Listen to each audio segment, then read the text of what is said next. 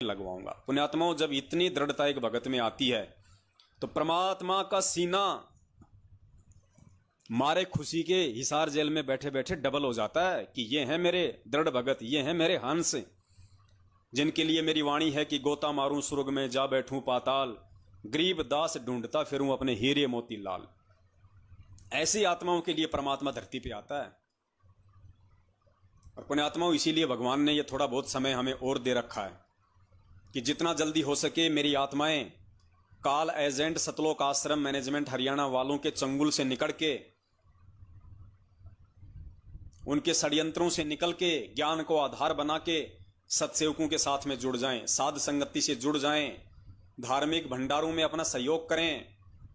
क्योंकि इस पृथ्वी पे यदि कोई बचाव का वर्तमान में रास्ता है तो वो पूज्य गुरुदेव जी ने हमें बता दिया है, और वो रास्ता परमात्मा की भक्ति है, 5 यज्ञ हैं।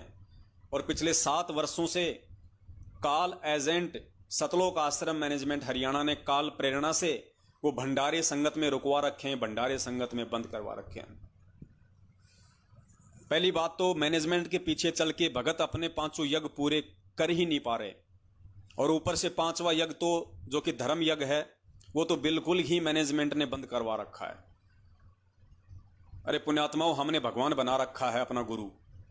अरे पूज्य गुरुदेव जी हमारे गुरुदेव हैं, हमारे भगवान हैं।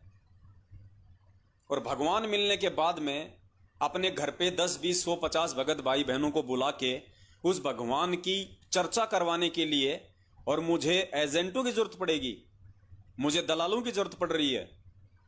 कौन लगते हैं ये मेरे सतलोक आश्रम मैनेजमेंट हरियाणा वाले? मुझे मेरे परमेश्वर ने सत्संग सुनने का सार्वभौमिक आदेश दिया हुआ है, अपने भगत भाई बहनों के साथ में मिल बैठ के सत्संग सुनने का, साथ संगति करने का सार्वभौमिक आदेश दिया हुआ है अपने सत्संगों में। तो मैं क्यों ना करूं? किससे डरूं और क्यों डरूं? और पुण्यात्माओं, जो व्यक्ति अपने भगवान का सत्संग अपने घर में रखवाने से डर रहा है, घबरा रहा है, अभी उसको इस परमेश्वर के ज्ञान की छींट भी नहीं है, भले ही वो अपने गले में 2-2 लॉकेट पहन के घूमता हो। पुण्यात्माओं, दया है आप सभी भाई बहनों के ऊपर और मुझदास के ऊपर, जो परमेश्वर ने आप और हम सभी को साथ संगति से जोड़ दिया है। परमेश्वर ने हमें अपना आध्यात्मिक ज्ञान देके, अपने विधान से रूबरू करवा के, और साध संगति के माध्यम से सबको, जैसे माड़ा में जो मन के होते हैं एक धागे के माध्यम से जुड़े होते हैं, इस प्रकार से परमात्मा ने साध संगति के माध्यम से सभी सत्संग भाई बहनों को जोड़ के रखा हुआ है। पुण्यात्माओं, बहुत सारी बातें हैं, आगे का वीडियो हम शुरू करें, लेकिन कोई भी चीज, क्योंकि हमारा लाइव आने का जो मकसद है वो केवल एक ही है, और वो मकसद आप और हमारा नहीं है। आप और हम 2 कोटि के जीव हैं। वो मकसद उस परमपिता परमात्मा सतगुरु रामपाल जी भगवान का है, जो अपने सत्सेवक बच्चों के अंदर सत प्रेरणा करके संगत में उस मैसेज को भिजवाते हैं, प्रचार करवाते हैं। और परमेश्वर का सबसे बड़ा जो मकसद है वर्तमान में वो यही है कि मेरे बच्चे, जो मैं गुरु रूप में आया हुआ हूं, मुझे पहचान लें। पुण्यात्माओं, कोई कितने ही पैर पीट ले, कोई अपने आप को कितना ही सयाना समझ ले, कितना ही अपने आप को चातुर समझ ले, इस भक्ति मार्ग पे यदि किसी प्राणी को, चाहे बहन हो, चाहे भाई हो, बुजुर्ग हो, चाहे बच्चा हो, यदि किसी को सफल होना है इस भक्ति मार्ग पे, तो बिना सतगुरु को पहचाने, बिना सतगुरु को जाने वो कभी सफल नहीं हो पाएगा। उसको जन्म मिलते रहेंगे जैसी भक्ति उसने की है। और परमात्मा कहते हैं धर्म तो 10 के नहीं 10 के तीनों लोक। जैसी हम भक्ति कर रहे हैं उस आधार से परमात्मा हमें आगे से आगे मनुष्य जीवन देता रहेगा। लेकिन पुण्यात्माओं, मोक्ष नहीं होगा, क्योंकि मोक्ष के लिए आप 2 नावों की सवारी नहीं कर सकते, आपको एक नाव की सवारी करनी पड़ेगी। और 2 नाव की सवारी है, एक तरफ तो कागज की फोटो को, दाढ़ी मूंछ वाली को भगवान मानना, कबीर जी मानना, और दूसरी तरफ अपने गुरु को पूजना, अपने गुरु अपने पूज्य गुरुदेव जी को बीच बीच में कभी भगवान मान लेना, कभी उनका जन्मदिन मना देना। तो ये जो दोगलापन है, ये जो दो नावों की सवारी है, ये इस कबीर परमेश्वर के भक्ति मार्ग में जहर के समान है। और परमात्मा अपना अमृत ज्ञान देके हमें यही समझाना चाहते हैं कि बच्चों, एक नाव की सवारी करो।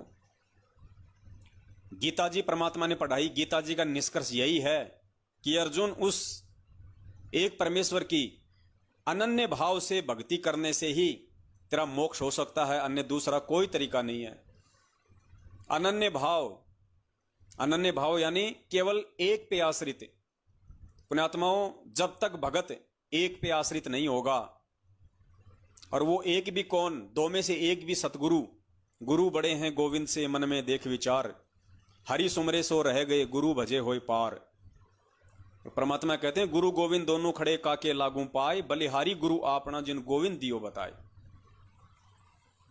तो हमने अपने सतगुरु देव जी को ही अपनी भक्ति का मूल आधार बनाना पड़ेगा। भक्ति मार्ग में मूल पूजा केवल गुरुदेव की होती है, सतगुरु की होती है। गुरु और गोविंद दो नहीं होते।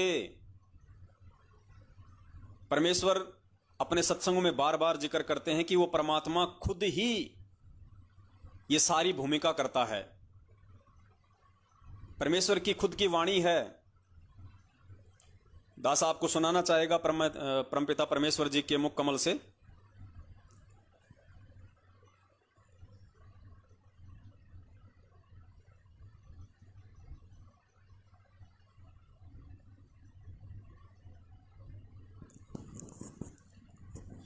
पुण्यात्माओं,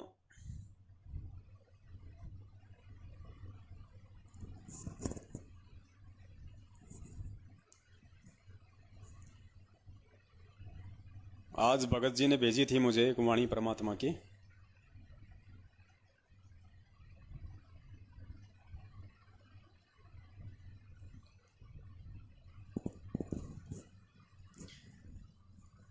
देखिए, छोटा सा सत्संग है परमात्मा का। और पुण्यात्माओं, ये जो छोटे छोटे जो सत्संग हैं, यानी जब परमात्मा 1 घंटे का सत्संग करते हैं, 2 घंटे का सत्संग करते हैं, तो बीच बीच में पूज्य गुरुदेव जी ऐसी बातें बोल जाते हैं, ऐसा संकेत कर जाते हैं, बस समझ लीजिए उस 2 घंटे के सत्संग का वो सार होता है। अगर हमने, इसलिए परमात्मा कहते हैं कि बच्चों, जब भी सत्संग सुनो बहुत ध्यान से सुनो। मालिक की प्रत्येक वाणी को गहराई से जानने का प्रयास करो। सतगुरु के मुख से निकले प्रवचनों के प्रत्येक शब्द पे ध्यान दो। कब परमात्मा कौन सी रहस्य की बात बोल जाए, कब कौन सी गहरी बात परमात्मा बोल जाए, क्योंकि सतगुरु संकेत ही करेगा। वे खुद नहीं कहेंगे कि मैं ही कबीर परमात्मा हूं। अगर ऐसा कहना होता या ऐसा कोई चमत्कार दिखाना होता तो परमात्मा सबसे पहले वही काम कर देते। और अगर यही काम परमात्मा ने करना होता तो पुण्यात्माओं सोचो, ये काम तो परमात्मा 650 साल पहले भी कर सकते थे। लेकिन पुण्यात्माओं, हम चमत्कार देख के पार नहीं हो सकते, क्योंकि जब तक हम इस ज्ञान को आधार बना के और एडी से लेके चोटी तक अपने पूज्य गुरुदेव को नहीं समझेंगे, नहीं पहचानेंगे कि मेरा गुरु है कौन। क्या मैं अपने गुरु को एक 6 साढ़े 6 फुट के शरीर के रूप में गांव धनाना, जिला सोनीपत, हरियाणा में भगत नंदराम जी और माता इंद्रोमाई के घर में जन्म लिया हुआ मान रहा हूं, या मैं अपने पूज्य गुरुदेव जी को उन्हीं के सत्संगों के आधार से समझकर, निरख कर, परख कर साक्षात कबीर परमात्मा मान रहा हूं। और जब तक हम गुरुदेव को भगवान नहीं मानेंगे, क्योंकि पुण्यात्माओं बस यही एक पॉइंट है इस भक्ति मार्ग में। ये गुरुदेव जी के लाखों सत्संग करने का मुख्य जो मकसद है वो केवल एक ही है कि भैया मुझे परमात्मा मान लो, तुम्हारे सारे सवाल हल हो जाएंगे। तुम्हें और किसी फॉर्मूले की आवश्यकता नहीं पड़ेगी, तुम्हें और किसी भी सूत्र की जरूरत नहीं पड़ेगी। अगर तुम्हें सतलोक जाना है तो तुम्हें कहीं दिमाग लगाने की आवश्यकता नहीं है। तुम अपने गुरु को भगवान मान लो। अगर तुमने गुरु को ज्ञान आधार से अच्छी तरह से सारे सबूत और प्रमाण देख के अगर परमेश्वर के रूप में स्वीकार कर लिया तो पुण्यात्माओं मोक्ष निश्चित है। किसी का बाप हमारा हाथ पकड़ने वाला नहीं है। यहां पे तो सुनिए पूज्य गुरुदेव जी ने कितना बड़ा संकेत किया है अपने शब्द में। और परमात्मा कहते हैं कि सतगुरु साहिब एक है, दूजा ब्रह्म विरोध, और बिन सतगुरु सूझे नहीं। चाहे पढ़ो, ऐसी कुछ वाणी है परमात्मा के, चाहे पढ़ो 18 बोध। सतगुरु साहिब एक हैं। अब इसमें कहां डिफरेंट रह गया? अब इसमें दो कहां हो गए? परमात्मा क्या कह रहे हैं? सतगुरु साहिब एक हैं, यानी वो साहेब, वो कबीर परमात्मा जिन्हें तुम भगवान मानते हो, बंदी छोड़ कहते हो, उन्हें चाहे साहेब कह दो, चाहे परमात्मा कह दो, चाहे बंदी छोड़ कह दो, वही तेरे सतगुरु के रूप में आज धरती पे तेरे सामने प्रकट है, विद्यमान है। तो परमात्मा संकेत कर रहे हैं कि सतगुरु साहिब एक है और दूजा ब्रह्म विरोध। अगर तू उनको अलग अलग देखता है कि कागज की फोटो दाढ़ी मूंछ वाला तो परमात्मा है, कबीर जी हैं, ये असली भगवान है, और मेरे गुरु जी हैं, ये तो खाली संत हैं, उनके भेजे हुए नुमाइंदे हैं, उनके रिप्रेजेंटेटिव हैं, उनके प्रतिनिधि हैं, उनका संदेशा लेके आए हैं। तो परमात्मा कहते हैं कि बेटा ये ब्रह्म विरोध हो जाएगा, बहुत बड़ी बाधा में फंस जाएगा। परमात्मा कहते हैं दुविधा, परमात्मा कहते हैं दुविधा दुर्मति चतुराई में, ऐसी कुछ वाणी है परमात्मा की। दुविधा दुर्मति चतुराई में जन्म गया नर तोरा रे। दास को वाणी ध्यान नहीं आ रही परमात्मा की सही से। तो सुनिए ये परमपिता परमेश्वर का सत्संग, पुण्यात्माओं समझने का प्रयास कीजिए। 27 साल हो गई हैं और आप और हम भी कोई 10 साल से है, कोई 5 साल से है, क्योंकि इसमें वर्षों का कोई महत्व नहीं होता है कि कोई 20 साल से जुड़ा हुआ तो बहुत जल्दी समझ जाएगा।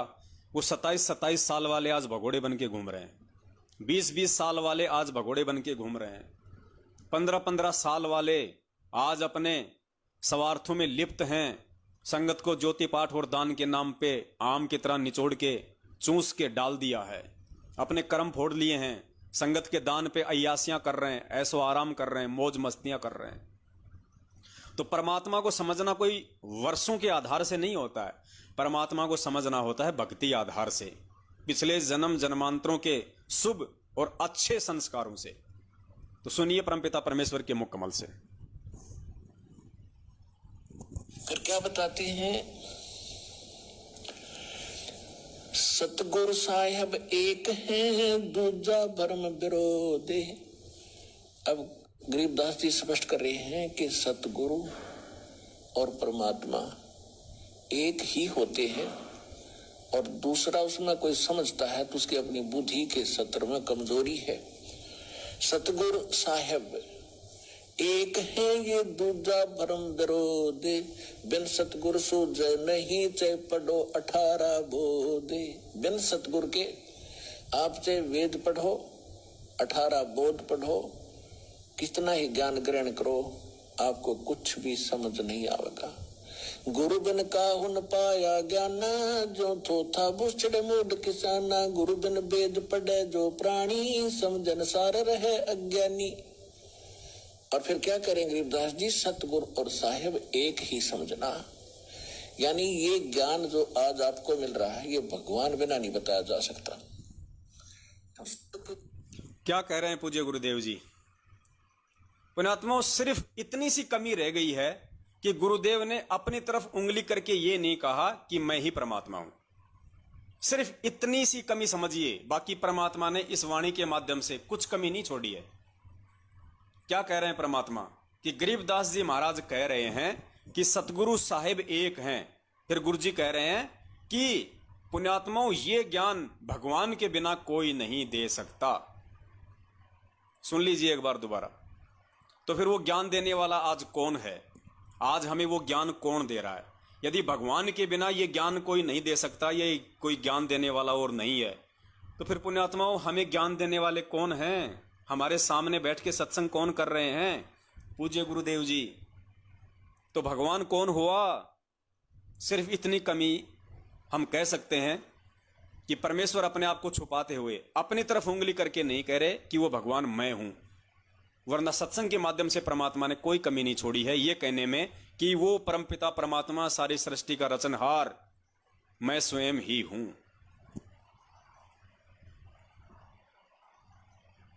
गुरुजन वेद पढ़े जो प्राणी, समझन सार रहे अज्ञानी। और फिर क्या करें गरीबदास जी, सतगुरु और साहेब एक ही समझना। यानी ये ज्ञान जो आज आपको मिल रहा है ये भगवान बिना नहीं बताया जा सकता, और भगवान इस दास पर राजी है। ऐसा अनमोल ज्ञान ऋषि ब्रह्मा विष्णु महेश सिर पटक कर मर गए, चले गए। इनको वेद समझ नहीं आई, इनको गीता समझ नहीं आई, इनको पुराणों का ज्ञान नहीं। गुरु मानुष कर जानते ते नर कहिए अंध, ओवे दुखी संसार में फिर आग काल के फंद। तो यहाँ भी गरीबदास जी कह रहे हैं सतगुरु साहेब एक है, ये दूजा भरम विरोध, और बिन सतगुरु सूझे नहीं, चाहे पढ़ो 18 बोध। बताओ पुण्यात्माओं, क्या कमी छोड़ दी परमात्मा ने समझाने में। अब देखो, इतना सा तो परमात्मा भेद रखेंगे, इतना सा तो जो पर्दा है परमात्मा रखेंगे, क्योंकि उस पर्दे को हटाने के लिए परमात्मा ने हमें तत्व ज्ञान दे दिया है, परमेश्वर ने हमें शिक्षा दी है। अब ये जो झीना सा जो एक पर्दा परमात्मा ने डाला है अपने और अपने ही दूसरे रूप उस परमात्मा के बीच में, अब ये पर्दा पुण्यात्माओं आप और हम सब ने ज्ञान आधार से मिटाना पड़ेगा, ये डिलीट करना पड़ेगा। ये सतगुरु और परमात्मा यानी गुरु और गोविंद के बीच की जो खाई है, ये खाई पुण्यात्माओं आप और हमने ज्ञान को आधार बना के स्वयं ही मिटानी पड़ेगी। और जो व्यक्ति ये खाई भी नहीं मिटा पाएगा वो व्यक्ति सतलोक जाने के काबिल नहीं है, फिर उसको आगे और असंख्य जन्म लेने पड़ेंगे, क्योंकि परमात्मा जबरदस्ती करता नहीं, परमात्मा बाई फोर्स करता नहीं। जब तक ये आत्मा अंदर से परमेश्वर के ज्ञान से, सत्संगों से, पांचों यज्ञ से, भक्ति से रिचार्ज नहीं होगी, तब तक वो परमात्मा इस आत्मा को जबरदस्ती पकड़ के सतलोक नहीं ले जाएंगे। पुण्यात्माओं, आज मौका है, आज परमेश्वर ने हमारे को रॉकेट चार्जर लगा रखा है। आजकल जो बड़े बड़े फोन आते हैं उनमें वो ऐसे ऐसे चार्जर आते हैं जो 1 घंटे में पूरी मोबाइल को चार्ज कर देते हैं। 5000 mAh की बैटरी को भी 1 घंटे में चार्ज कर देते हैं, 45-45 मिनट में। तो परमेश्वर ने आज कलयुग की पिछली पीढ़ी में आके हमारे को भक्ति का वो सुपर चार्जर लगा रखा है। और आज भी यदि हम अपनी आत्मा को ज्ञान आधार से रिचार्ज करने में, फुल चार्ज करने में चूक गए, दोबारा ये मौका नहीं आएगा। इतना खुल के गुरुदेव ने बोल दिया है, इससे ज्यादा परमात्मा और क्या बोलेंगे। उसके बाद भी परमात्मा ने और बहुत सारे संकेत, बहुत सारे जो क्लू हैं वो हमें दिए हैं, और देख लीजिए एक आधा।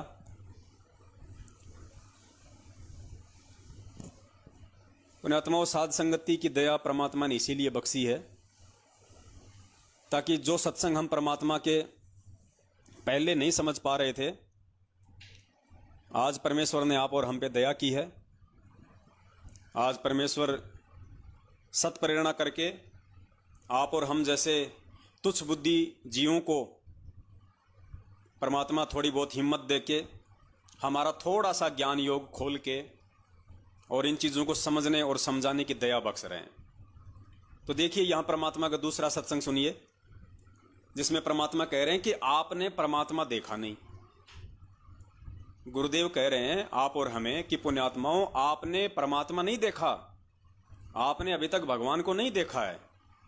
अब पुण्यात्माओं, देखा क्यों नहीं भगवान को, बताओ। क्या आपके घर में दाढ़ी मूंछ वाली फोटो नहीं है भगवान की? क्या आपके घर में कबीर जी की फोटो नहीं लग रही? लग रही है ना। अरे आश्रम में तो इतनी बड़ी फोटो लगी रहती थी गुरु जी की, जिसमें गुरु जी तो नीचे बैठे रहते थे, गुरु जी के ऊपर दाढ़ी मूंछ वाली बड़ी सी फोटो लगी रहती थी गुरु गोविंद की। तो है ना कबीर जी, वो दाढ़ी मूंछ वाले भगवान ही तो हैं, वो कबीर जी तो हैं दाढ़ी मूंछ वाले। तो फिर गुरु जी ये क्यों कह रहे हैं कि बच्चों तुमने भगवान देखा नहीं, जबकि हम तो हर बार देखते हैं भगवान, दिन में 2 बार देखते हैं भगवान। पुण्यात्माओं, यही तो वो भेद है, क्योंकि परमात्मा ने कई सत्संगों में कह दिया कि पुण्यात्माओं, तुम जो ये फोटो देखते हो दाढ़ी मूंछ वाली, ये भगवान की असली फोटो नहीं है, ये तो काल्पनिक फोटो है, ये तो एक पुण्यात्माओं, बीच में थोड़ा सा डिस्कनेक्ट सा हो रहा था, पता नहीं क्या प्रॉब्लम है। परमात्मा ने दया की है, फिर से जुड़ गया है। तो सुनिए ये परमपिता परमेश्वर का छोटा सा सत्संग, जिसमें गुरुदेव खुद ही रिजेक्ट कर रहे हैं और परमात्मा कह रहे हैं कि आपने परमात्मा नहीं देखा। तो कितना बड़ा संकेत दे दिया भगवान ने, कितना गहरा संकेत दे दिया पूज्य गुरुदेव जी ने ये बात कह के कि पुण्यात्माओं, आपने परमात्मा नहीं देखा है। जबकि हमारी आंखों के सामने कबीर जी की फोटो रहती है, तो क्या वो फोटो भगवान नहीं है? गुरुदेव क्या कहना चाह रहे हैं, क्या संकेत हमारे को करना चाह रहे हैं? क्योंकि पुण्यात्माओं, खुद यदि ये गुरुदेव ये बात बोलते हैं सन 1994 में कि भाई मैं हूं वो कबीर परमात्मा, मैं हूं वो कबीर भगवान जो 650 साल पहले आया था, तो पुण्यात्माओं आज आप जो ये थोड़े बहुत जो भगत उनके देख रहे हो, ये भी आपको दिखाई नहीं देते। कोई भी उनकी बात पे यकीन नहीं करता, क्योंकि वो रिहर्सल उस परमात्मा ने 650 साल पहले करके देख ली थी। परमात्मा ने खूब कहा था कि सुन रामानंद राम हम बावन नरसिंह, और दूसरी वाणी में कहा था कि ए स्वामी सृष्टा में सृष्टि हमारे तीर, हम ही अलख अल्लाह हैं कुतुब गोस और पीर, गरीब दास खालिक धनी हमरा नाम कबीर। पता नहीं कितनी वाणियां बोल बोल के उस परमेश्वर ने अपने आप को भगवान सिद्ध किया, अपने आप को परमात्मा कहा, लेकिन 64 लाख में से एक भी जीव ने उनको परमेश्वर के रूप में स्वीकार नहीं किया। उनको नीरू नीमा के बेटे के रूप में ही मानते रहे कि कोई विधवा ब्राह्मणी थी जो गर्भवती हो गई, कंवारी थी, लोक लाज के मारे बच्चे को लहर तारा तालाब पे छोड़ के चली गई। नीरू नीमा उसको वहां से उठा के ले आए। पुण्यात्माओं, क्या आज भी हम वही गलती दोहराएंगे? क्या आज भी हम वही गलती करेंगे? 650 साल पहले तो उन नकली धर्मगुरुओं के कहने पे कि ये कबीर जो है ये शास्त्रों को नहीं जानता, ये कबीर जो है ये पढ़ा लिखा नहीं है, इसको अक्षर ज्ञान नहीं है, ये क्या जाने गीता में क्या लिखा है, वेद में क्या लिखा है, उआबाई बकता है। तो हम लोगों ने स्वीकार कर लिया कि भाई बात तो सही है, ये तो नीरू नीमा का लड़का है, हम तो इसको जन्म से देखते आ रहे हैं, ये कभी स्कूल में गया नहीं, कभी किसी गुरु की शरण में गया नहीं, ना तो इसको अक्षर ज्ञान ना इसको आध्यात्मिक ज्ञान, ये कैसे वेद शास्त्रों को जान सकता है? तो ये सोच के हमने अपने भगवान को रिजेक्ट कर दिया। पुण्यात्मा, वही गलती हम आज करने जा रहे हैं। उस समय हमसे गलती करवाई नकली धर्म गुरुओं ने, और आज हमसे गलती करवा रहे हैं ये नकली भगत सतलोक आश्रम मैनेजमेंट हरियाणा वाले। पूज्य गुरुदेव जी का कलयुगी परिवार, उनके बेटा बेटी भाई बंधु रिश्तेदार जमाई, आज वो गलती ये लोग हमसे करवा रहे हैं, ये कह के कि गुरु जी का तो मां के गर्भ से जन्म हुआ है, गुरु जी का तो जन्म हुआ है। और फिर इनसे पूछो तो कह देते हैं भैया ये तो गुरु जी कहते हैं कि मेरा जन्म 8 सितंबर 1951 के दिन हुआ। अरे अगर इस ज्ञान को आधार ना बना के, और अगर तुमने उसी तरीके से चलना है, सांप वाली लकीरी तुमने पीटनी है, फिर तो गुरुजी संध्या आरती में ये भी कहते हैं लास्ट में कि तेरा रामपाल अज्ञान किया सतलोक का वासी। तो गुरुजी को अज्ञानी कहो ना, फिर कहो गुरुजी को अज्ञानी। गुरुजी तो बहुत सारे सत्संगों में ये भी कहते हैं कि मेरे जैसे ठग गांव गांव में बैठे हैं, तो गुरुजी को ठग की संज्ञा दो, फिर गुरुजी को ठग कहो भाई, क्योंकि गुरुजी खुद अपने आप को ठग कह रहे हैं। लेकिन गुरुजी किस परिदृश्य में, किस बात को समझाने के लिए, किन लोगों की बिगड़ी हुई नीयत को समझाने के लिए अपने ऊपर उदाहरण देके समझा रहे हैं। इस चीज को समझना ही तत्व ज्ञान है, उस परमात्मा के भगत की पहचान है।